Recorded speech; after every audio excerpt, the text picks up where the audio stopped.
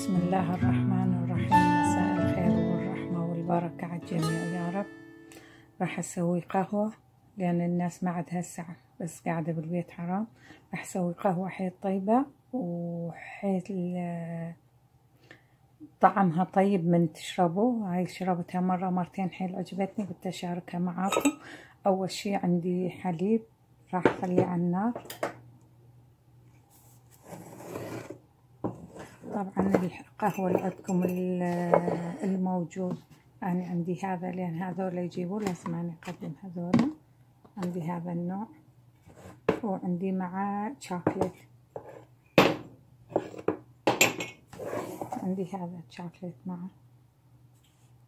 راح أخلط من هذا ومن هذا أشوفكم هو. عندي راح أسوي فنجان كوبين. عندي صديقة حبيبة عندي بالبيت. هذا قهوة، أي نوع قهوة الموجود طبعا.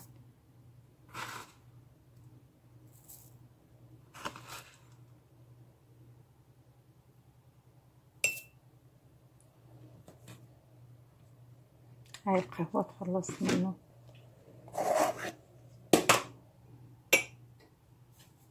وهسه دور الشوكليت، أي نوع شوكليت عندكم.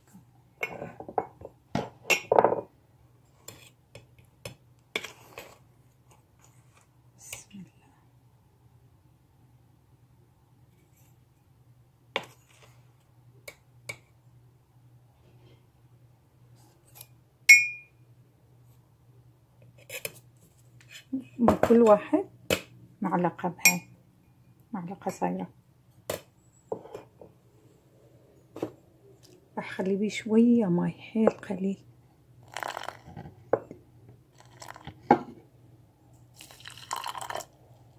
ماي بارد، حيل بارد.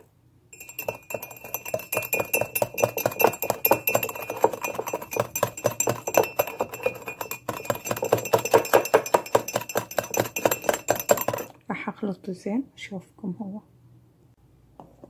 شوف خليت فيه شوية ماء. أنا ما خليت فيها شكر لأن الشوكليت عندي حلو، ما أريده. إذا أنتوا تريدوا بعد تقدرون تضيفوا شكر. إيش قد شربت قهوة بكل المكانات بكل الدول وهاي، بس أطيب قهوة شربتها بأمستردام.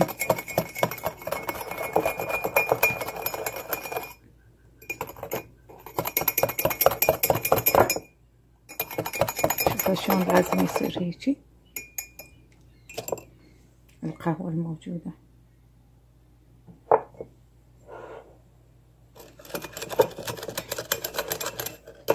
مع الحليب يفور. شوفوا شلون صار.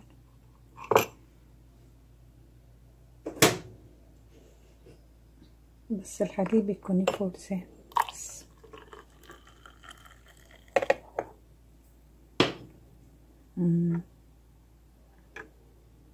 شوية دارسين، أي نوع دارسين عندكم؟ دارسين.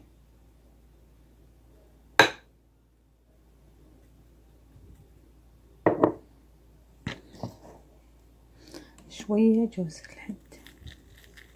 هذا حيل طيب، مرة مرتين شربته حيل عجبتني، قلت أشاركه معاكم بالأخص من يجينا ضيوف. أنا عندي ضيفة عزيزة علي.